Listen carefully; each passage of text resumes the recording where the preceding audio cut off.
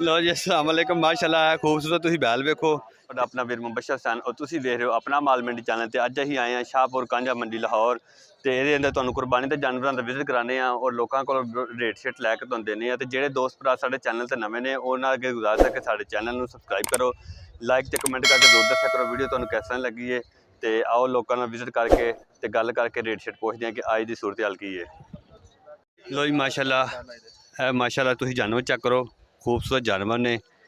ये मक्खी चीना गुलाबी जे दूसरे नंबर ते साहीवाल है तीसरे नंबर ते भी साहीवाल है चौथा भी साहीवाल है ये सारे के सारे जानवर साहीवाल दे ने ते खूबसूरत जानवर ने ते बड़े ही तगड़े और ज़्यादा वजन दे और खूबसूरती का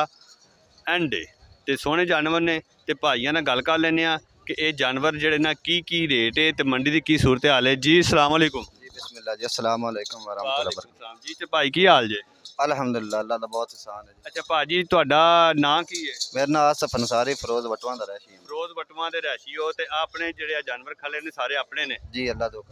ते ये अड्डा अपना पक्का है जी अपना अड्डा पक्का है। ते ए पहले जेह्ड़ा जानवर है एदा तारफ करा के ते रेट दस्सिया जे। ए पहला जानवर पटेला गुलाबी बाबू जी अच्छा जी बोले ना 6.5 करने बच्चा मिलना 4 लाख दा बाबू जी यानी कि 4 लाख का मिल जाएगा मोले का 6.5 कर दियो यानी कि प्यार मोहब्बत ते कदर वाहवा है कदर बाबा जी ठीक है। तो उस तो बाद दूसरे नंबर वाला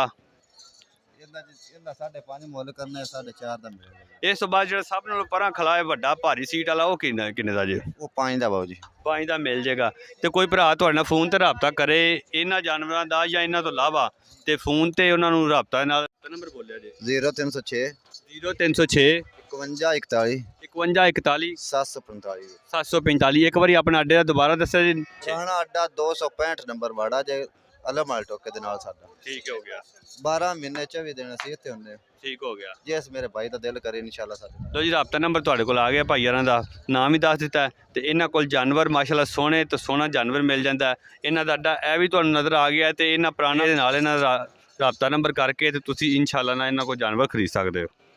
ਮਾਸ਼ਾਅੱਲਾ ਜੀ ਜਾਨਵਰ ਚੈੱਕ ਕਰੋ ਜਾਨਵਰ ਬੜਾ ਸੋਹਣਾ ਤੇ ਖੂਬਸੂਰਤ ਜਾਨਵਰ ਹੈ ਤੇ ਭਾਈਆਰਾਂ ਕੋਲ ਇਹਦੇ ਜਾਨਵਰ ਦੇ ਬਾਰੇ ਪੁੱਛਦੇ ਆ ਜਾਨਵਰ ਦੀ ਖੂਬਸੂਰਤੀ ਵੇਖੋ बड़ा सोहना ते कमाल का जानवर है जानवर तुसीं चेक करो माशाल्लाह जी बड़ा ही सोहना। लो जी माशाल्लाह ये जानवर सेल हो गया है तो ये जानवर 340 का सेल होया माशाल्लाह जी बड़ा सोहना ते खूबसूरत जानवर है तो 340 का सेल होया जी। लो जी माशाल्लाह जानवर चेक करो बड़े ही खूबसूरत जानवर ने ये दोनों ही जानवर मंडी के सान जानवर ने कुर्बानी वास्ते आए ने 2024 की कुर्बानी वास्ते जानवर आए ने जानवर बड़े सोहने ने खूबसूरत जानवर ने तो यह जानवर जोड़े ना गलबात करनी सी पर यह जानवर सेल हो चुके हैं। जानवर तुसीं चेक कर लो जानवरों का वेट माशाल्लाह बड़ा है तो खूबसूरती तुसीं चेक करो खूबसूरती तो भी एंड होया मंडी के टॉप क्लास के सब नाल वड्डे ते भारे ये जानवर ने।